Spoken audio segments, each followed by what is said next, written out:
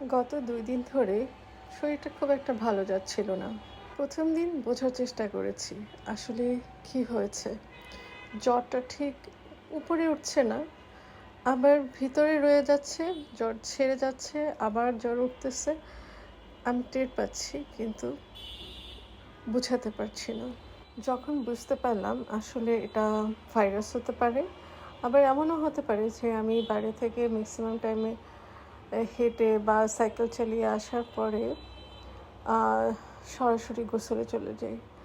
আ এইগুলোর জন্য হতে পারে আসলে। এরপরে যখনই ভাবলাম যত আমি শুয়ে থাকবো, যত আমি এটাকে প্রশ্রয় দিব, তত বেশি এটা আমাকে ঝেঁকে বসবে।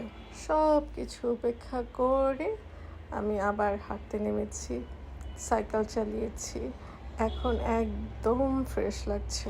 সকালে এই দৃশ্যটা আমি প্রায় প্রতিদিনই দেখি। আজকে ভাবলাম তোমাদেরকেও দেখাই, কারণ এত সুন্দর একটা সকাল আমি একা একা উপভোগ করতে চাই না। আমি চাই সবাই মিলে উপভোগ করুক। আস্তে আস্তে চেষ্টা করছি যেন ভিডিওগ্রাফি এবং ফটোগ্রাফিগুলো আরও সুন্দর হয়। কেমন হচ্ছে তোমরা অবশ্যই কমেন্ট করে জানাবে। আজ এ পর্যন্তই। ভালো থেকো, ভালো রেখো। বাই।